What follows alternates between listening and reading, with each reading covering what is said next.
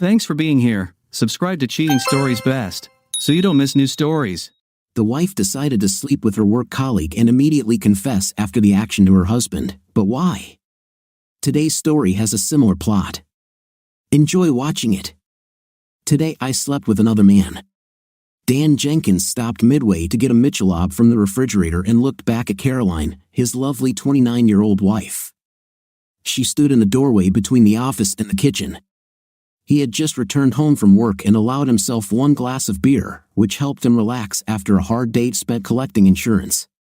He shook his head and looked at her again, wondering what she had actually said.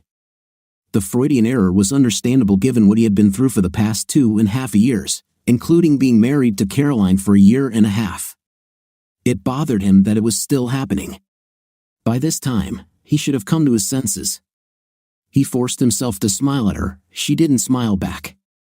Like every day, he thanked God for bringing her into his life. She looked like a Dresden doll come to life, long blonde hair, rosy cheeks, red lips, and blue eyes. Slim up and down with just enough curves to make her blouse and pants work outfit look nicely. Not the kind of overt curves that 34-year-old Holly had, but it was good that Caroline, in this sense as in all others, was different from his cheating ex-wife, whom he still prayed every night to die of some terrible debilitating disease. Lord, honey, for a minute I thought you said I didn't listen. What did you say? She looked at him with such a sad and cold expression that his hand holding the beer trembled. I said that today I slept with another man, Frank Miller, from the office. You know, he works in information technology. You met him at a party last month, big blonde. Dan opened and closed his mouth. He was struck by the stupid thought that he must be like a fish with his mouth opening and closing. The words didn't come out. She didn't move. He didn't even see her breasts moving, showing that she was breathing. She could be a real porcelain doll. In case you didn't understand, Dan, I had a night with him. I went to a motel and had fun with him for half a day. He carefully placed the Michelob on the kitchen table. A crazy thought occurred to him that he should be careful to wipe it up if it spilled. What? How? Are you finally? He gained control of his mouth. Don't even dare joke like that, Caroline. How the hell could you? It wouldn't be funny even if it were. If any, her expression became even sadder, but her words were simply cold. Even if your wife Holly hadn't cheated on you with her big boyfriend and kicked you out of the house, isn't that what you meant, Dan? It hurts, doesn't it? But it happened again. He couldn't breathe. It was impossible. He was sleeping and could wake up at any moment to find Caroline breathing quietly next to him. He would reach out and kiss her and thank God that she had come to save his life after Holly had done everything she could to destroy him. He blinked furiously, trying not to cry from embarrassment. He'd shed enough tears when Holly told him she'd fallen in love with another man and was going to marry him. Only later did he find out that she had been cheating on him for years and had fallen in love with her latest boyfriend. Why are you doing this, Caroline? I do not trust you. You didn't do it. It's not in your nature to be such a. We've only been married a year and a half, but I know you better. She shook her head. Sorry, Dan, this is true, but you haven't asked me why yet. Why did I go to the motel with Frank? Why did I pull down his pants and give him pleasure? Why did I have an intimate with him? We did this in several poses. Frank loved it and wants to do it again. Dan leaned back on the counter and for a moment felt like the world around him was spinning. He made it to the chair at the kitchen table before he fell. He thought she was joking, but the cold words told him she was telling the truth. Why the hell was that his only thought? Why again? Why me? Finally, he was able to squeeze out the words. Okay, you pathetic, I'll bite. You why? Why would you do this to someone who loves you? I would give my life for you. Our children love you. They have loved you since we started dating. I understand Holly, she was pathetic, cheating, pathetic notes. Am I really that bad in bed? For the first time since she spoke, Caroline walked towards him and stopped less than a foot away. She reached out and cupped his face, oddly soothing. No, you're not that bad in bed. I haven't been with many men, but from my own experience, you're damn good. And Frank was no bigger than you, maybe a little wider, but I didn't take a ruler to compare you, Dan. The reason I cheated on you and slept with Frank is because I have to get used to having a night with other men again. Even though she spoke English, she could speak Mandarin Chinese. He had absolutely no idea what she was talking about. He covered her hand with his. The feeling of his flesh against hers was the only thing that mattered in this world. What the hell does that mean? I'm filing for divorce, Dan. Today, I'm leaving you. I'll pack my things, at least most of them, this evening and go to my mother. And since we are not going to be together, and since I have to start a new life, I decided that I would sleep with another man. Oh, and I wanted to hurt you as much as possible, and I knew that Frank would hurt you more than anything else I could do. Deja vu was a real thing, he decided. He felt the same as the day he walked into his previous home, and Holly, with her large breasts hanging under her thin blouse, instead of greeting him with a kiss and a chest rub, told him that she had fallen in love with her old boyfriend and wants him to move out that night. She was divorcing him. But even Holly, as much of as she was, didn't try to hurt him like her loving replacement, whom he married to try to fill the hole Holly left in his heart, did. Now Caroline was tearing out what was left of his heart, and the worst part was that he still didn't know why. He felt a great weariness come over him. It was an attempt to squeeze out words. All he wanted was to go up and collapse. It's good that today was a weekday, and the children were with Holly. He knew he should be angry, furious, and wanting to kill the beautiful standing in front of him. But it was as if Holly's first betrayal had stolen all the anger out of him. All he has left is sadness. I think I know the rules. It must have been an old boyfriend you got back together with, or did you find some new guy and decide you made a mistake marrying a 37-year-old delinquent like me? Who are you in love with now? Was it always you? From the very day you came into my office until this moment? I never believed in love at first sight. He took her hand and removed it from his face. Let me clarify, you're in love with me. You are in love, and you're going to a motel to have an intim and please some guy because you're going to divorce me, and you want to hurt me. What is it about this picture that I don't understand? I still love you. I chose Frank to have fun with because every girl at work says he is a stud and a real lover. I felt good being with another man, but although I enjoyed it and enjoyed him enjoying me, he never rang my bell. He couldn't give me pleasure. I couldn't understand it. With you and me, well, you know how it is. I never knew how much good I could feel until I got into bed with you. I thought it would be the same with him, but it wasn't. I had to pretend a couple of times so as not to hurt his feelings. I guess I love you so much that just pushing buttons doesn't work anymore. He stared at her. Something was wrong here, but she said it, so he decided it didn't matter. I will have a night with Frank or anyone else over and over again, and eventually, I will stop loving you and respond to them the same way I respond to you. Maybe not as wild as I was with you because I don't think I'll ever love someone the way I loved you again, but I can live my life. He grabbed her small, slender hands in his and pulled her down until she knelt in front of him and lifted her head slightly to look him in the eyes. Caroline, for God's sake, think about it. I don't understand. How can you love me and tell me that our intim is the best thing you ever had and want to divorce me? I gave you more than a year, Dan. I tried my best, but I can't do it anymore. I can't live with a cheater. He couldn't believe what he was hearing, and he almost wanted to laugh and cry at the same time. She ruined their marriage by sleeping with another guy because she thought he was cheating on her. He wanted to grab her and pound some common sense into that pretty, completely stupid little head. Lord, do you really think that I'm cheating on you, Caroline? I haven't touched another woman since the day we met. I'll admit I had a night with a couple of women after Holly left me, but it ended the day we met. There was never anyone but you. How could you even think that? Did someone lie to you about me? She removed his hands and stood up. Now she was looking down on him, and even though he knew he was innocent, he felt like a piece of under someone else's boot. I didn't say you were sleeping with someone, Dan. You were in love with someone else, and this is the same as cheating. You promised me that you would love and cherish only me, and you lied. You were in love with someone else every minute of our marriage. He had a terrible feeling that he knew where this was going. Caroline was wrong, but how could she be made to believe him? Nothing like this. She hit him in the face, and the shock alone was enough to send him flying off his chair and onto the floor.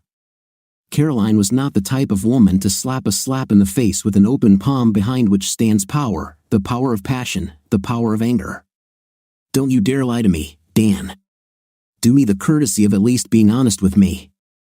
You ruined my life. You tricked me into marrying you. You made me fall in love with you. You probably ruined me for the sake of other men. But don't keep laying on top of all the crap you did to me. I don't love her anymore, Caroline. I don't. You have to believe me. No. Do you know that you talk in your sleep? No? Well, you know you cried for her, begged her to come back to you. You screamed her name when we made love, you an idiot. You know how much it hurt me? How many times have you been intimate with me with your eyes closed so you can imagine yourself inside her? Her. She took a deep breath. All my friends, all of them, and my mother told me not to marry you. They said you were devastated by the divorce and Holly was cheating on you. They told me I was a rebound, that you loved her, as evidenced by the fact that you fought like cats and dogs over everything. You were more interested in trying to hurt her than taking care of your own children and living with me. They said you'll either go back to her if she bends your little finger, or you'll realize you don't love me and move on to someone else after you've had time to heal. But I was stupid and told myself that my love could change you, heal you, bring you to me. And I was ready to wait until you stopped loving her. I've been waiting over a year, Dan, but you still talk in your sleep, and I still see your face when they mention her name. Damn it, Caroline, she hurt me worse than anyone. She tore my heart out. She is the mother of my children. Of course, I have feelings for her. We were married for over 10 years. But I don't love her. You have to believe me. I don't believe it. I've been watching you for a year, Dan. You're a man in love with another woman. I did everything I could, but I lost, and she won. I hope you and her get back together someday because I can't imagine you ever being happy with anyone else. She left the kitchen. He caught her at the entrance to what was their bedroom and grabbed her from behind by the shoulders. You want me to get on my knees and beg? I will. I'll do anything, Caroline, anything. I should hate you for sleeping with another man, but I forgive you. What do you want? Do you want us to move to another city, another state? What can I do? She jerked, and he loosened his grip. You can let me go and let me grab my things and get out of here. Our marriage was a mistake. He watched her leave, and all he could say was, "Don't go, don't go." After a while, he went down to the office, took a bottle of liquor, filled a glass, and began to work steadily to get the out of him. He heard her leave the front door, but he didn't even try to get up. Now that she was no longer around, he sat in front of the dark television, drinking and crying until the night passed. The next day, he didn't wake up until 11 o'clock in the morning, but since he had his own insurance agency and staff, he didn't have to rush to work. After a while, he decided to screw it all and drove to Jacksonville Beach, about 20 miles from his home in Jacksonville, Florida. He walked out onto the beach, leaving his boots and socks in the car, and watched seagulls fly overhead and a few stubborn northern tourists sunbathe in the cold November air of a fall Florida day. He could try to figure out a way to get out of the box he was in, but he didn't think there was a way out.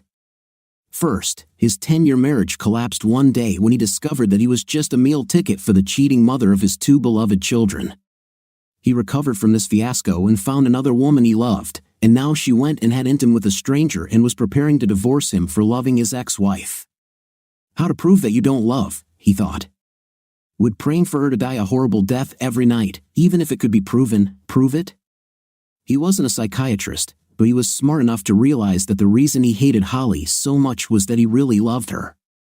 The pain of her betrayal was not as intense as before, but if he thought about it, he felt a heartache. But he loved Caroline, he knew that too. After all, you can love 2 women at the same time, right? The next evening, Wednesday, he called Caroline at home, and she said she didn't want to talk to him. He called her at work on Thursday, and she hung up. He drove past her office at closing time and saw her come out with a big blonde guy who must have been Frank, talking to him on the way to his car. But to his relief, they didn't touch or kiss, and when he followed her as quietly as he could, she drove straight to her mother's house in a mobile home park on the city's west side. He called her on Friday at work, and she told him to stop calling her. "Sorry, baby, but I'm losing my mind. I don't know what to do. I'm losing the woman I love more than anything in this world, whether you believe it or not. Please, tell me there is something I can do to stop this. I need you. I'm still angry at you, Dan, I have to tell you, but I came up with something. I'm not going to tell you that I won't file for divorce, but there is something you can do that will make me think about giving us a second chance. Just tell me, whatever it is, I'll do it. I don't know if you'll be so happy when you hear this. I will come to us, tonight. Can we go out to dinner and talk about this? No, this is not a date. I want to talk to you, and then I'll go home and not go out with Frank again. Didn't you have enough the first time? He cursed himself the minute those words left his lips. That wasn't what he wanted to say, but he was so jealous and angry that he couldn't stop. No, I'm going for a walk with my mother and her 2 friends. They always have dinner on Friday night. And Dan, I won't date Frank anymore. I told him it was just one time, and he was fine. I will not date anyone until our divorce is final. I shouldn't have done that. I knew it, but I was damn mad at you. I just wanted to hurt you, but it was wrong. There will be no other man until I become a free woman. And even if we get divorced, I will always regret that I did this to you. He dialed Holly's number, which he now hated. He forced himself to speak politely to this who had burned his life. I'm so sorry, Holly. I know I have to pick up the kids at 6 p.m. for the weekend, but something came up. This is important, otherwise, I wouldn't ask. Do you mind if I pick up the kids tomorrow morning? Yes, I object. Bill and I. But no matter, when will you pick them up? How about 9 a.m.? Okay, I'll cook them. Thank you, she hung up without saying another word. After hanging up the phone, he shook his head. Lately, she has been acting almost human. It was strange. In the first year after they broke up, they didn't exchange a single decent word. It was a never-ending struggle to see who could pull the other's chain. Of course, he knew it was mostly his fault. She had their home, their children, and most of their friends. All he had was the pain and embarrassment of being the abandoned idiot who never saw this coming. But in the years since, she'd gotten married again, to that guy Bill he'd never heard of. She'd almost turned into a decent person. Of course, she disappeared for almost 6 months. Bill dropped off and picked up children on court-ordered visits. Bill he talked to, for some reason, she avoided him almost completely. However, she was mostly decent now. But despite the changes, he was still as careful with her as with a spitting cobra. Even though Caroline said it wasn't a date, he made spaghetti carbonara from scratch, which she loved, and he bought a nice white Acertico because she loved it too. He felt like a high school student getting ready for his first date. He vacuumed the office and polished the kitchen counter. He wanted everything to be as good as possible. If this was the last time he spent time with Caroline in their home, he wanted it to be as good as possible. At exactly 7 o'clock in the evening, he heard her 2005 Saturn pull into the driveway. He cooked spaghetti and placed it on the dining table along with wine, good food, and cutlery. He lit 2 candles at both ends of the room and took a deep breath of the fragrant air and prayed for a miracle. There was a knock on the door, and something he didn't even know was fragile shattered inside him at the sound. A stranger knocked on the door, not like a woman returning to talk to her husband after a short separation. He opened it and reveled in the sight of it. She was dressed in a casual blue pullover against the November chill and white slacks that hugged her tightly. "Hello," he said, smiling and peering into her face, trying to understand why she was here. "Hello, Dan." She went inside and sniffed the air. Candles and carbonara. "You didn't miss anything, did you?" He shrugged and grinned. "Sorry, but I had to try. Even if it's not a date, could you have a glass of wine and some carbonara? Just 2 people, eat a little, and drink a glass of wine. No obligations." The small smile disappeared from her face, and she shook her head. "No, I won't stay. I came here to talk, and then I'm leaving. I really don't think it will do any good, but I have to try. I don't want to divorce you. I don't want to try to forget you. But honestly, I don't think you can do what I ask you to do. Whatever it is. I'll do it if you give us one chance. If I didn't love you as much as I should have, I will spend the rest of my life catching up on what I lost over the past year. I didn't know I was talking in my sleep, and I swear to God I had no idea I was screaming her name in bed. But you can't just tear 10 years of love for someone out of your life. No one can. This doesn't mean I don't love you. She sat down on the sofa in the living room and looked at him. Oh, I know you love me, Dan. I never doubted it. I just know that you don't love me enough. Sooner or later, our marriage will end as long as there are 3 people in our bed and 2 women in your heart. The longer I wait to leave you, the more painful it will be. And I'm not doing you any favors. You would either go back to Holly if she ever realized what an idiot she was, or you would find someone new, someone who wouldn't taint your memories of your life with Holly, and you could love her without any reservations. You're so wrong, maybe, but that's exactly how I feel. And there's only one way to believe that you can forget her and start a new life with me. Anything you want, just name it, and I'll do it. She looked into his eyes and said, then go to her and forgive her. Forgive her and let it be true when you say you forgive her. And then you will come back and convince me that you have let go of all the hatred and pain you feel for her. Then I'll think about coming back to you. He stared at her, stunned of all the things he could have expected to hear from her. Of course I'll call her and talk to her. It won't be easy, but I want you to meet her face to face and tell her that you forgive her for cheating on you and having an intimate with other men, taking your home and your children, and breaking your heart. And these cannot be just words. I will know this when you return to me. You've got to change your attitude, Dan, or we won't stand a chance, ever. He just stared at her until she stood up and then walked past him, opened the door, and walked out of his life. He stood there for about 10 minutes before he entered the kitchen and began to eat the carbonara without tasting it. He should have forgiven the woman he loved blindly, not realizing that she had been tumbling around with other men before returning home to give him a warm, feminine kiss that probably had remnants of another man in it. He should have forgiven the woman who slept with other men while married to him before meeting the man she fell in love with. He had to forgive the woman who had traded 10 years of intimate, casual, and familiar nights for a new life with a stranger. He had to forgive the woman who ruined his life and didn't even bother to tell him why. He wasn't good enough for her, made him wonder every night what was wrong with him, that all that love wasn't enough to keep her. What was missing? What was missing from him?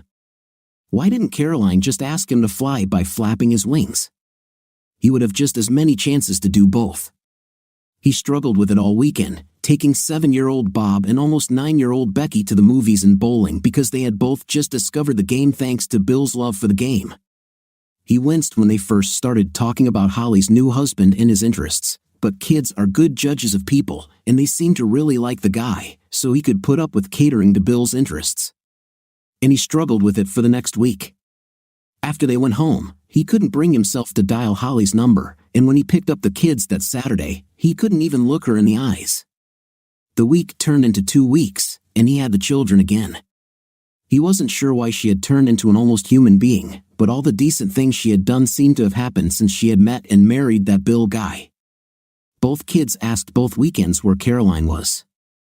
She had wormed her way into their hearts, and both weekends when he had told them that they had had a little fight and that she was living with her mother for a while had become palpably painful. They insisted on calling her, and she was willing to talk to them. Both children were crying but seemed to enjoy talking to her. Although they made it clear that she was willing to talk to him, he refused. He couldn't talk to her while her unsatisfied demand stood between them like an unexploded mine. Then a month passed, and one day as he sat outside her office in downtown Jacksonville, he saw her walking outside with blonde Frank. He saw the tall man lean down to kiss her on the lips and cup one breast so that it could not be seen by his colleagues walking out behind them. Dan saw her turn her face so that Frank's lips touched her cheek, but she allowed him to touch her breasts for a moment before freeing herself. While he was watching this scene, there was another little death inside him. He had no doubt that she had been honest with him and had not slept with Frank again, but Frank pursued her. There was no doubt about it, and little by little, he laid claim to her. By the time it comes to divorce, she will fall into bed with him without any fight. 5 weeks after their last conversation, a man showed up at Dan's insurance agency office at 10 a.m. with an official package. After he handed it to Dan and said, "You've been served," He turned and walked out. Dan picked up the phone and told his staff that he would be gone for the rest of the day. He stopped in the darkness outside what used to be his house and walked to the door. Although he was annoyed that he had to knock to enter the house he had bought and paid payments for 10 years and poured his own sweat into, he knocked. Bill opened the door. His hair was closer to black than dark brown, and he wore glasses on his large aquiline nose, but otherwise, he was so close to Dan in appearance that he could have passed for his brother. "Dan," he said calmly, "I need to see Holly." A moment later, Holly stood slightly behind and to the side of her new husband. Dan realized that she had automatically taken Bill's hand. He didn't mean to, but looking at her hit him in the stomach as hard as ever, a curvaceous blonde with extravagant breasts and in fifth place that she was always tormented by thinking was too big, but which was simply magnificent. "What do you want, Dan?" "I need to talk to you, Holly. If we are talking about alimony or visits with children, you need to either contact lawyers or talk on the phone. It's not about the children. I need to talk to you face to face now." Something in his tone made Bill take another step between them, and Holly retreated. Bill raised his hand, palm up, as if to stop Dan as he approached his wife. "This is not the place, buddy. This is our house. If there is something you are concerned about, let the lawyers do their job."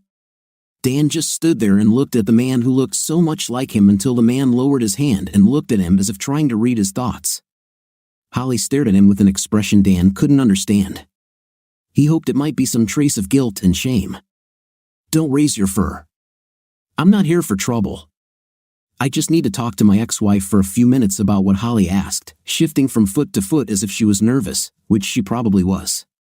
It was the most they had said to each other without shouting in the last year and a half. "Not here, Holly. I need to talk to you alone somewhere else." Holly and her husband exchanged glances. Dan didn't need to be a telepath to understand what they were thinking. "Don't be offended, Bill, but this is personal between me and the woman who was once my wife. This doesn't concern you, and I want to do it somewhere else, not here. This place has too many memories. Look, we got divorced almost 2 years ago. If I was going to hurt her, it would be when I hated her to the core, or at least when I hated her a lot more." The pair exchanged another look, and he saw Holly shake her head. "Holly, you know I won't hurt you. We were married for 10 years. I am the father of your children. I loved you so much that it almost destroyed me when I lost you. Doesn't 10 years entitle me to 30 minutes of your time?" She looked at her husband, and Bill just looked at the floor. It was obvious that he was leaving the decision to her. She clasped her hands together and, without looking him straight in the eyes, said, Everything, has finally worked out. The children got used to life in 2 new families. You seem happy with Caroline. Why bother, Dan?" Crossed the threshold of a house that would never belong to him again. This time she didn't back down, but Bill seemed to take a step to the side so that there was nothing between them. Finally, she looked into his eyes, and he thought it was the first time in 2 years that they had truly looked at each other. "I'm not going to stir anything up, Holly. I'm not going to beg you to come back or call you names. I just need to talk to you tonight. It can't wait. I'll explain, but I want to do this when it's just the 2 of us. For God's sake, how could you do what you did to me, take my children, destroy me, and not give me a few minutes?" Then he turned to Bill. "Holly knows me. She knows I won't do anything to her. She is the mother of my children. I just want to talk to her at Sean's a few blocks from here. We'll have our own conversation, but there will be people around if you're worried." They walked away a few steps and spoke quietly.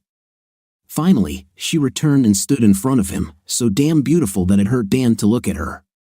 "Okay, Dan. Go there. I'll be there in a couple of minutes. I promise." For a split second, he was overcome with an unbearable urge to laugh and ask if this promise meant as much to her as the promises she had made 10 years ago to love and cherish him. But he stopped himself. Nothing good could come of it, and if he insulted her, it could ruin his last chance to win Caroline back. He left without saying another word. He was waiting at a table in the back of the restaurant when she walked in 30 minutes later. She seemed to slow down as she approached him, and he could tell she didn't want to be near him. Well, to hell with it, he thought. He would be uncomfortable as hell, so why should she be comfortable? She hesitated for a moment, then sat down opposite him. They were the only people in 4 booths in any direction. It was already 7:30 p.m. on a cold November night. They probably won't have too much to do at this time of night. A fat waitress with a wrinkled face approached their table, visibly wincing every time her feet touched the floor. "It's a bad night for a walk," she said. "What can I do for you guys?" "I'd like some coffee," he said. Holly shook her head. "Give her coffee with cream and sugar. It will keep you warm. You still take it that way, don't you, sweetie?" He couldn't resist the last word, remembering all the nights they'd come to places like this when he knew he'd be inside her before the night was over, and it hit him hard again. Why the hell did she leave him? A flash of irritation flashed across her face, but she blinked away the moisture and said, "Do you still remember this?" "I remember a lot, Holly. There are many things I would like to forget, but I can't."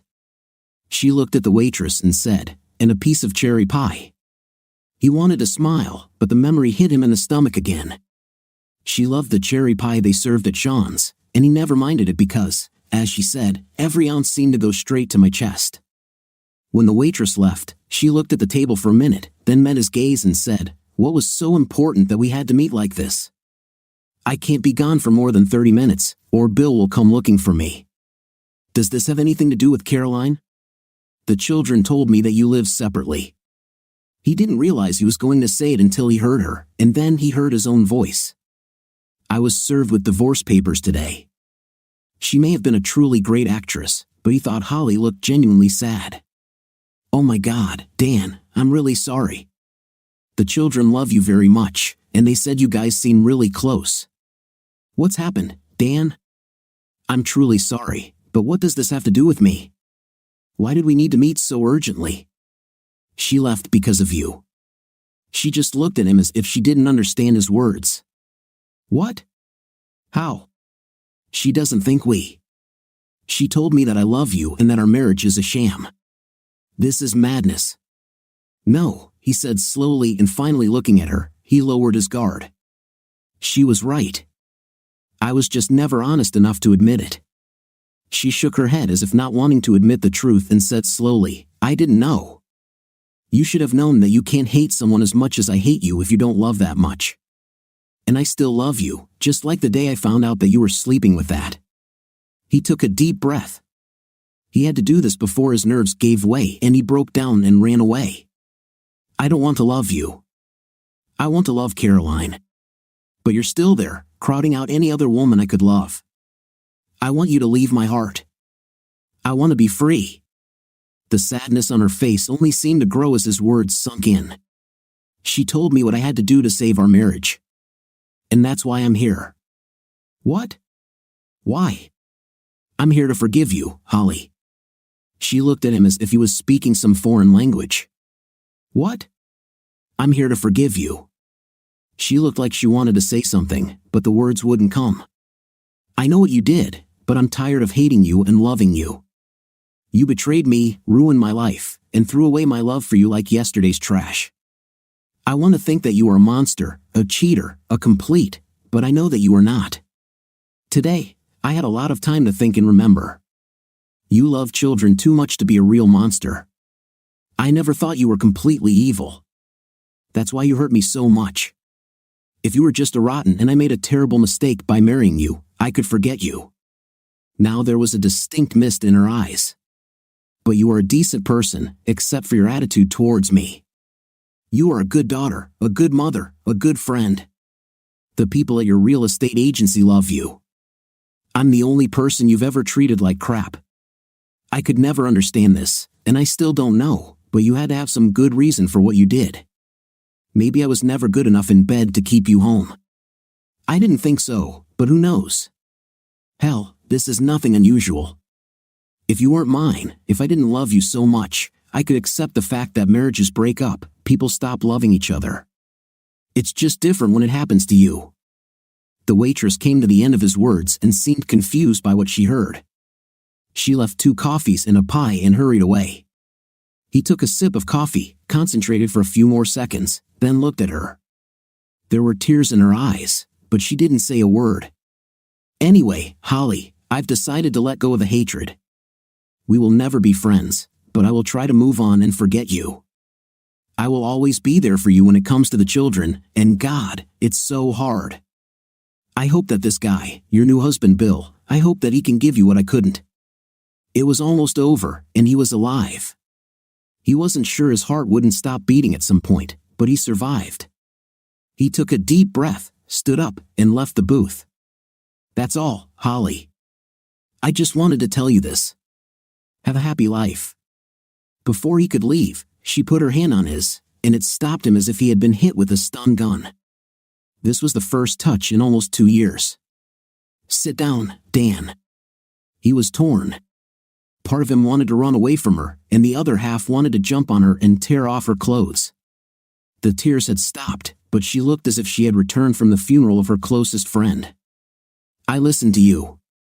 Will you listen to me? I have something to tell you, and it will cause you even more pain than you already have, but you deserve the truth, and I hope this helps you move on. He couldn't help but think, Jesus Christ, you're going to hurt me even more than you already have? Is that even possible? But he slid back into the booth. He saw something on her face that he had not seen either on the day she told him she was kicking him out or in the days that followed. He couldn't say what it was, but something was moving underneath that strong, calm exterior. We never talked about this, but I should have. It wasn't good to leave things as they were, but that was part of our whole problem. He had no idea what she was talking about or what would happen next, but he knew that nothing good would come of it. She looked like she was taking deep breaths to gather the strength to plant the verbal bomb she was about to throw at him. Finally, she said it. You say you love me and still love me. Here's the thing. I never loved you like that. Somehow, she managed to look him in the eye, a feat he couldn't believe. Even knowing what he now knew, he couldn't bring himself to believe it. Even from the very beginning. Now, she finally looked away and gazed at the table for a minute, but eventually looked up at him again. I liked you. I really liked you. You remember, I was meeting with Dave and Bob when you came into the picture? When we met at that Chamber of Commerce that Saturday night? He remembered. He was 26 years old and worked for another insurance agency until he gained enough experience to open his own. He had come close to marriage twice, but nothing came of it, and they separated before things got too serious. He was 26 years old, horny, and just wanted to see if he could get laid when he agreed to go to a Chamber of Commerce party at the Big Bell South Tower in downtown Jacksonville that Saturday night. He was good-looking and had great luck in nightclubs, so he decided that he might get lucky that night. But he never expected to see the vision that met his gaze as he stood with a group of other women near the cash bar. She was dressed in something sheer and light blue, and even through the fabric, he could see that she was incredibly built. He always adored big breasts, and she had them. She wasn't too tall or short, just right, blonde with good California surfer looks and a fantastic body. He caught the attention of the bartender, one of those college students who made money on the side at these types of events. Dan took out a $50 bill and put it in the guy's hand. She's yours if you tell me or find out what the blonde in blue with big breasts is drinking, he said. The guy looked at the counter and smiled. A good man with taste. If I wasn't working, I would try to do it myself. I didn't wait on her, but let me ask a couple of guys. He returned a minute later and said, rum and Coca-Cola with one cherry.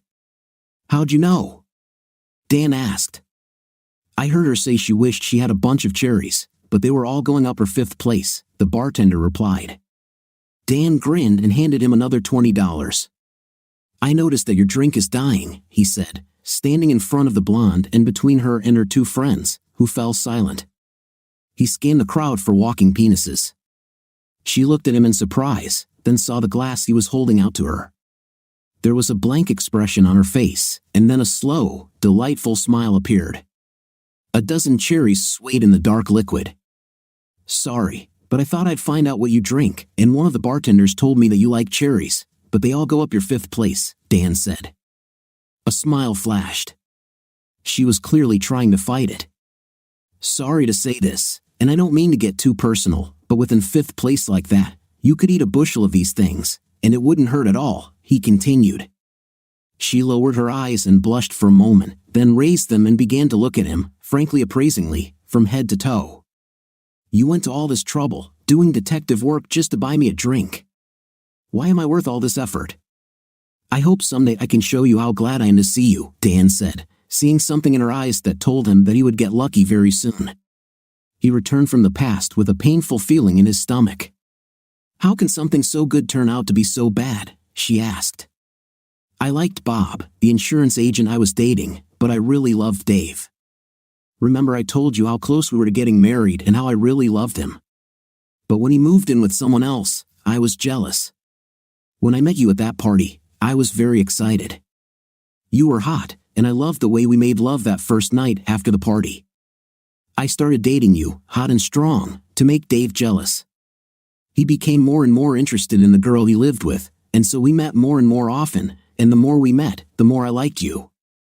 You were sweet and kind, and the night was incredible. But then again, you know I've always loved intimate.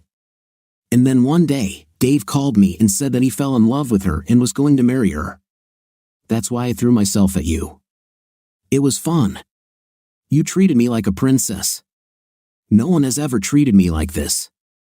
A few months later, he married her. And then you remember those 2 weeks you had to spend in New York studying when you were preparing to open your own agency? She continued. So one day, Dave called me out of the blue and said that he had a fight with Mary, the girl he married. In fact, it was a conflict about me, and he came to my house. We ended up in bed, no excuses. You and I weren't married yet, but by that time, we were already close, or so you thought. But honestly, to me, you were just a guy I dated because I was heartbroken. Long story short, I slept with Dave the entire 2 weeks you were gone, she confessed. She met his gaze again. Then you came back, and Dave made peace with Mary. I had no reason to talk about what happened because I didn't see that I had done anything wrong. And then a month later, I found out I was pregnant with Becky. When you found out about this, you said we should get married and wouldn't take no for an answer, although I tried to dissuade you. Remember, I tried to tell you that we don't need to get married. Having a child out of wedlock was no longer something terrible. But you were so excited and so happy, and Dave came back to Mary and told me that we were just having an affair, that Mary was the woman he was going to spend the rest of his life with. I didn't have a man that I loved, and I could tell that you loved me, and you liked the idea of having a child and starting a family. So I told myself that we will have a good life together, even if I don't love you. Dan remembered those days and how happy he was when he learned that this gorgeous woman who lit up his bed every night would give birth to his child. The realization exploded in his head like a nuclear bomb. He knew why she wouldn't look him in the eye. Don't tell me. Don't tell me, your mother, he said. When she raised her eyes, they were filled with tears. Yes, I cheated on you after Becky's birth. I never told you. I checked on Dave. He didn't want to do it, but I told him I would sue him and ask for child support for the next 18 years if he refused. But if he let me check on him, I would never tell you, and you would think you were the father, and Dave was her biological father. Dan jumped to his feet, slid out of the booth, and tried to keep himself from hitting her. You're You pathetic. I really thought I could forgive you after everything you've done. I told myself that you can't hurt me anymore, but I was so wrong. You took my daughter from me, you damn. And I'm sure Bob isn't mine either. Damn you. He walked past her, shaking off her hands when she tried to grab him, and ignoring her pleas to stop and listen to her. The cold night air was invigorating as he stepped outside. It was nice to be cold. He had lost his wife and children, and was about to lose his new wife, and at almost 40 years old, he would find himself more alone than he had ever been in his life. He got into his Mustang and turned the key in the ignition, preparing to drive out of the lot. Only a glance in the rearview mirror stopped him from killing his ex-wife. She stood behind the car, crossing her arms over her chest as if provoking him to retreat. He rolled down the driver's side window. Get the hell away from my car, Holly. I swear to God, I'll kill you. I'll come straight at you if you don't move your fifth place. I won't move. If you kill me, how will you even meet Bob and Becky? She challenged. He opened the door and moved towards it before he even knew what he was doing, leaving the car in neutral. Idle, if I have to, I'll knock you out and just throw your unconscious body somewhere far away, he threatened. She flinched but did not retreat. I know I hurt you, Dan, but I told you it would hurt. But trust me, come back with me and let me finish. I think you'll be glad you did, at least I hope you will. No matter what, you have to let me finish if you want your marriage to Carolina to work. He stopped in front of her, and she reached out to take his hand. Please. He followed her back to Sean, feeling the nervous glances of the waiters and manager on him. He wondered if they had called the police. It's okay. We just had a little quarrel. It's over now. When they sat back in the booth, she said so quietly that no one could hear, I said Dave was Becky's biological father.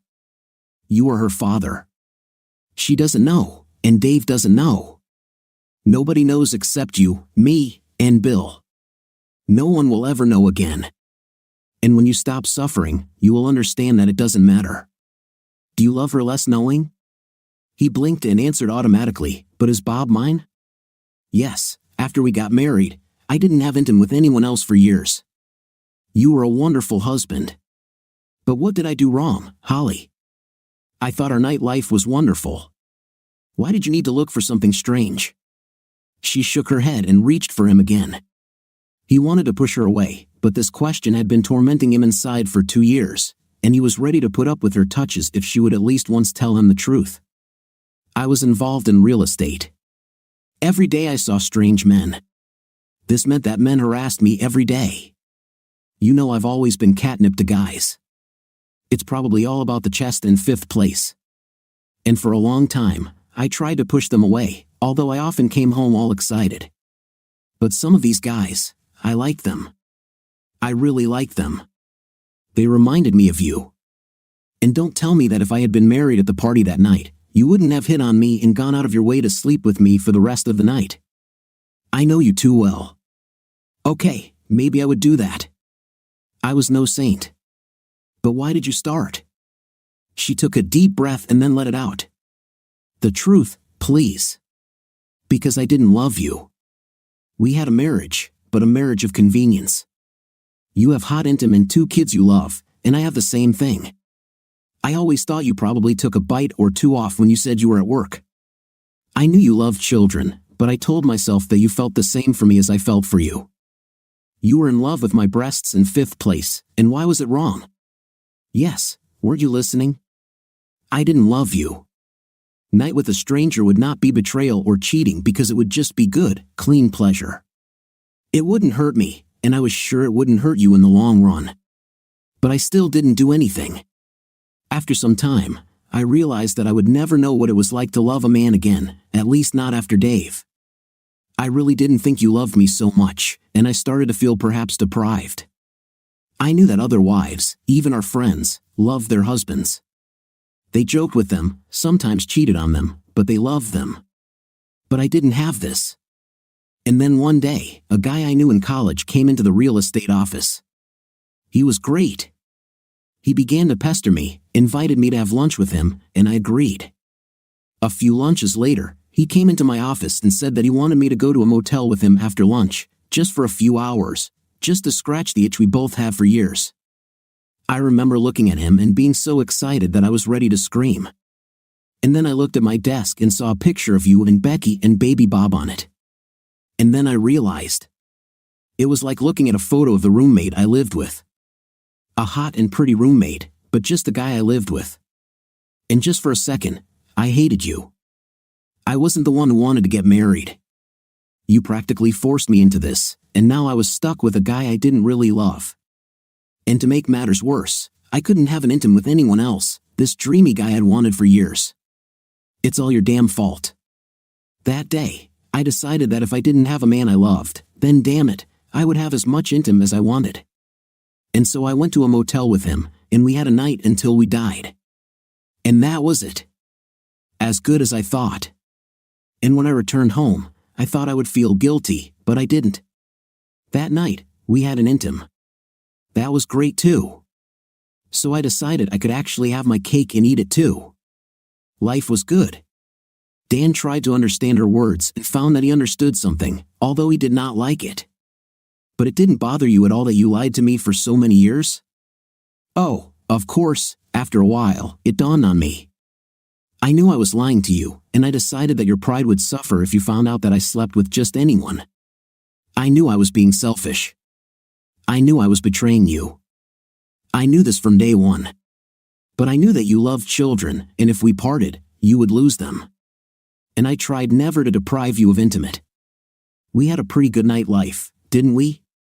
So it was convenient being married to you. And I told myself that there are probably millions of marriages like ours, in which people live well together but go out to worry. So, what happened? That's exactly what I expected, Dan. As long as it was a one-night stand, it wasn't hard to leave these guys, and I was careful, protection, and I chose guys who I was sure weren't hounds.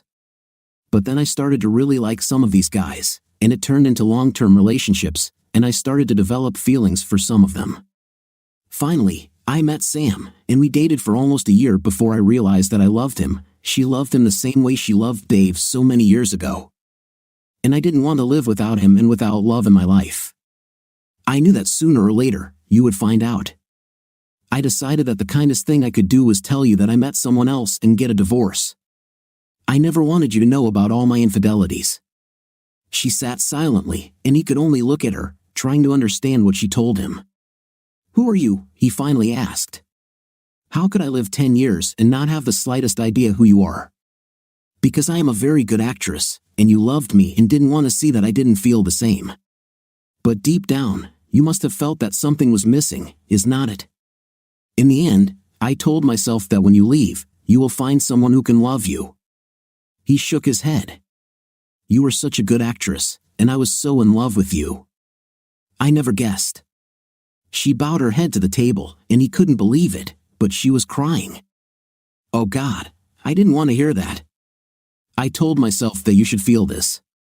I never thought that you didn't realize this. In the end, he just shook his head in amazement and stood up. She answered his questions. He shouldn't have liked the answers, but she did. She reached out to grab his hand again. Please, stay a little longer. How the hell could it be worse after you left? You know, I moved Sam into the house, and it was fine for a few months, but he didn't really want children, even though he said they were fine. I saw this, and the passion between us cooled down. 6 months later, we broke up, and I dated everyone until I met Bill. It was like with Dave. On the second night of our date, I realized he was different, and by the time we had been dating for a week, we haven't intim, and I knew I loved him. The funny thing, Dan, and I know you won't see anything funny in this, is what everyone told me, and I see it now, is that he could be your brother. He looks like you, about the same height, slightly darker hair. He is serious, kind, calm, and loves me more than I deserve. When he saw your picture for the first time, he told me that he thought I was trying to replace you with a clone. Dan started to stand up again, but she held his hand tightly. A little bit more, he sat down again. Okay, you love your new husband. I'm happy for you, but what does this have to do with me, with us? Wait a few more minutes. Well, I fell in love with Bill, but I knew I had to tell him about us, about you and me, and what happened. I didn't want to tell him. I didn't want him to know what a liar I was, but he had heard some stories about me from his friends, and I knew that he would learn the rest in time. I was afraid that he would think that I was cheating on him. I knew I had to be honest with him. That evening, the children were with my parents, and I told him. I was afraid that he would hear my story and leave me, but I told him everything. While I was telling him, I looked at his face, and my heart sank. I immediately understood what he was thinking about. When I finished, he just sat and looked at me for a long, long time. Finally, he said, I would kill you if you did this to me. How could you do this to your husband? How can I even trust you? I sat and tried to find the answer to this question, and I finally told him the truth, that I never loved you. Not for a minute. But I loved him. I really love him. I didn't try not to love you. I just never really did. After I said this, he just stared at me for several minutes. Then he stood up and said, I must leave you for a while and think about this. I will call you. I didn't hear from him for a whole week and died inside. I knew he would never come back. And then one day, he appeared at the door. He kissed me and said that he had thought about it for a long time and decided to leave. But I couldn't, he said. I was already in love with you. I know how Dan could love you so much for so long because I love you just the same. I think we are BRS, not only in appearance. Then he told me that if we were going to stay together, I had to stop torturing you with the kids. Remember a year ago, I suddenly stopped all this Mickey Mouse nonsense and gave you permission to take them whenever you wanted, no matter how badly you spoke to me or talked to them about me. It was Bill, he said. I've already fooled you enough. I can't take your children away from you. She fell silent, and the two of them began to play with spoons. Dan drank his cold coffee and tried to understand what he was feeling. And when he returned, he asked, how would you feel if he pretended to love me and had affairs on the side? It killed me, and he said, try to put yourself in Dan's shoes. And for the first time, I realized what I had done to you. I stopped looking at everything from my side, just mine, and thought about what you must have felt, what you went through. I haven't spoken to you for 6 months. Bill did everything necessary to transfer the children. I know you must have thought I was surreal, but the truth is, I couldn't look at you and know what I did to you. If I said a word, I would burst into tears and could not stop. I started having panic attacks, and the doctor recommended Valium for 3 months. I walked around like a zombie, and Bill stood next to me. If he hadn't been there, I probably would have cut my wrists. I didn't think it was possible to feel pain and guilt and live like that. Her eyes were red from crying. Because the truth is, I know you never deserved this, Dan. It was my fault, my selfishness. I should never have married you, and after I did, the first time I started cheating, I should have asked you for a divorce. It would be much kinder that way. She looked him straight in the eyes and said, I told you all this so that you understand the truth. You never had a wife like you thought. You never had the love you thought you wanted. It was all a lie, or an illusion, or a dream. It wasn't real. I would say you wasted 10 years of your life, but you have Becky and Bob. They are real, and they love you. If you ignore everything else I said, remember this, I am their mother, and I know their hearts. They love you more than anything in the world, including me. You may hate me for what I did to you, but remember that I gave you these too. It looks like you finally found a woman who truly loves you. Don't leave her for something that never really existed. He just sat there as she fell silent. He heard chatter in the kitchen in the distance, and outside, the sound of a lone car driving through the night. He felt like he was a million miles away from everything and tried to understand what he was feeling. It was the worst night of his life, worse than when Holly told him she loved another man and was leaving. In a way, even worse because now he knew that he had never lost love, he was just comfortable.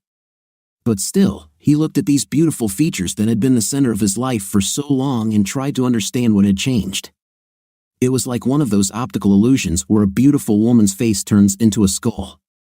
She was Holly, she was still the beautiful woman he was courting, and yet somehow, this was not the case. He realized that it was like waking up from a dream. He could see the woman in front of him and remember the love and intimacy they shared, or at least he thought they shared, but somehow the spell was broken. Her confession should have shocked him, should have destroyed the last shred of his masculinity, but he realized that this was not so. He remained the same person he always was. He loved this woman, enjoyed her body, and had 2 children with her. But somehow there was no more pain. And then, as if the sun rose before his eyes, he realized the truth. It wasn't something he did or didn't do, it was like the old song, you can't make someone love you if they don't want you. She never loved him, they were just 2 people living in the same house, making 2 kids, having great intimacy. But she was right, they were roommates with benefits. He took a deep breath, and it was like breathing in without the pain of a broken rib clawing at his heart. For the first time in 2 years, he stood up, grabbed her hands, and pulled her out of the booth. He looked at her red lips and leaned down to kiss her for just a few seconds. He allowed himself to savor her taste one last time. Thank you, Holly, he said sincerely. He walked out of the restaurant without looking back. It was only when he turned around to leave the parking lot that he saw her through the window, hunched over the table, her body shaking. Just for a moment, he wanted to stop, go inside, and comfort her.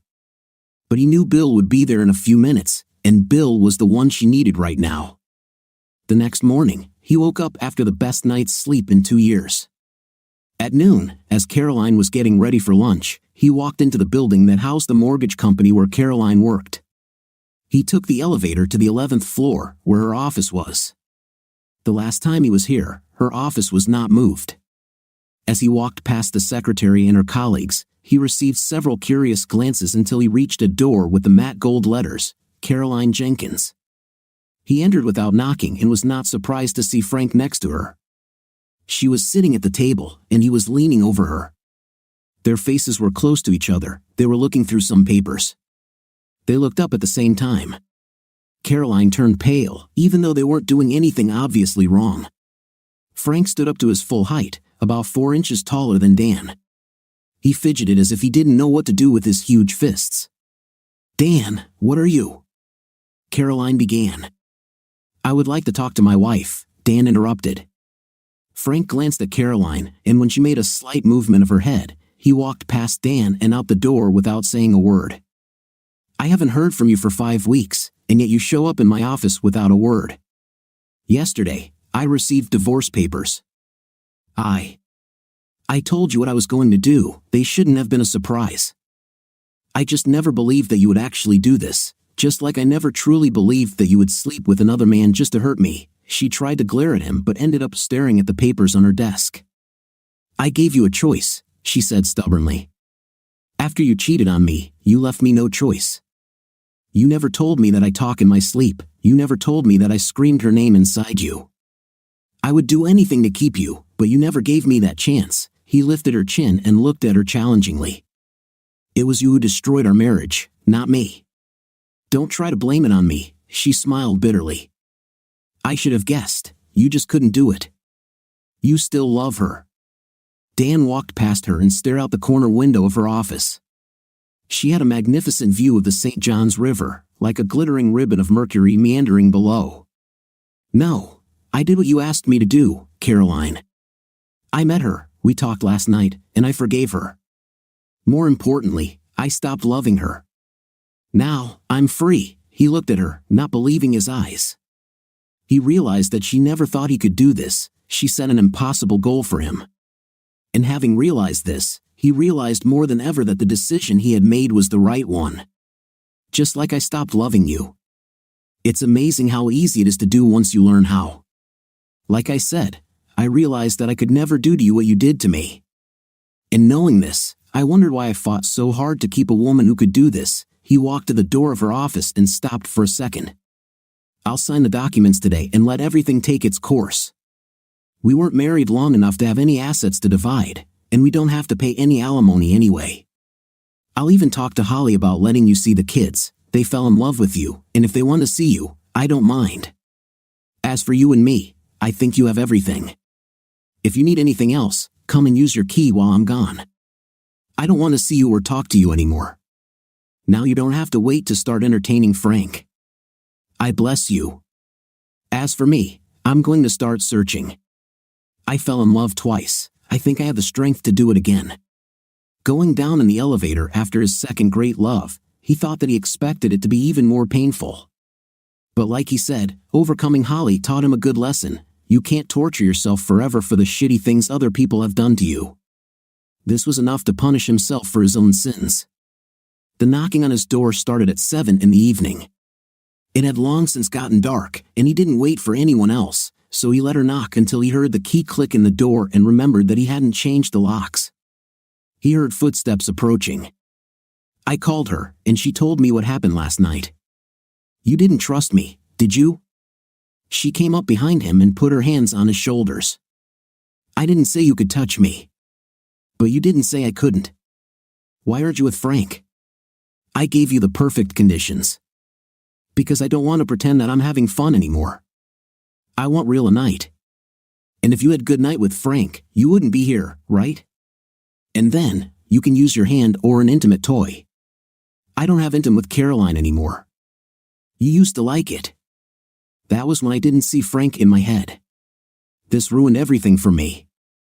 She lowered her arms, hugged him, and in one practiced motion unbuckled his belt and pulled his pants down to his ankles.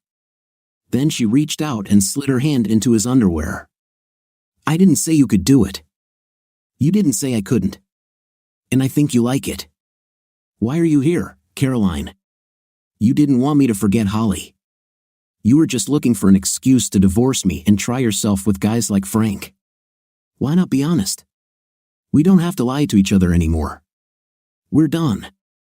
She grabbed his hips and spun him around. He left the pan on the stove and turned to face her, or at least the top of her head. He couldn't resist, and they had intim. When they finished, he looked at her and tried not to smile. And you think this pathetic performance will allow you to return to my bed, my marriage, and my life? One intim, oh no. I know that this is not enough. He pulled her towards him and kissed her. You know, you caused me a lot of pain. I didn't think anyone could hurt me like this after Holly, but you did. I know that, Dan. I have no excuses except that I was in so much pain that I couldn't think straight. But I will try to make amends. I'll be the best wife and the best intimate you've ever had, better than Holly ever had. You know it won't be easy for you. He grinned. You know it won't be easy for you either, she punched him in the ribs. Idiot. Then the smile disappeared from her face, and she turned and pressed her fifth place against him. I have to confess to you. I don't want to, Dan, but I think I have to if we're going to live the rest of our lives. What, you weren't dating Frank anymore, were you? No, I haven't. But we're still talking about Frank. He was 12 inches. And you didn't want me to develop an inferiority complex. No, but you were almost right when you said I wanted him and used Holly as an excuse. She felt him tense and pressed herself closer to him. He's so damn good looking, and the other girls in the office were talking about how good looking he was that I thought about him sometimes, just wondering, you know, how it will be. I would never do this, I assure you, but women fantasize too. And when I decided to leave you and decided that I would sleep with someone just to mess with your head, he was the first and only person I thought of. And when we have an intimate, I enjoyed it, Dan. He didn't make me feel good, but he made me feel really, really good. And when he was inside me, and when he played with me, I could tell that he wanted me badly. He didn't just go through the motions. He said that he had been thinking about me for a long time, too. You have to understand, before this, I slept with a man who talked about another woman. I slept with a man who screamed another woman's name during intim, and she has such huge breasts, and I can see the effect she has on guys. I must admit, next to her, I felt like a skinny little girl. She turned to face him, and he saw tears in her eyes. I feel like such a brat, but I guess I was like that with him. The only thing I can say is that this will never happen again as long as I have you. I will never need him or any other man. Do you believe me? Can you forgive me for wanting him so much? Crap. In some ways, I regret hearing this. This makes it even worse. But since we're coming clean, I have to tell you that when I was talking to Holly, it was damn hard for me not to throw her on the booth table, pull her panties down, and possess her. I'm not in love with her anymore, but she was a fantastic night. If she came crying and said she was breaking up with Bill and asked me to take her somewhere, honestly, I can't say what I would do. You know I love you, but I'm only human. And you too. He kissed her again and whispered in her ear.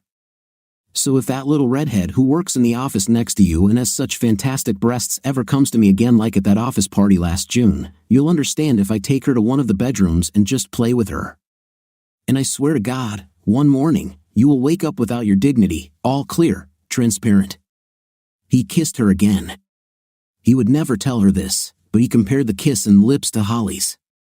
No one would ever be in Holly's league, but Caroline was the woman he loved.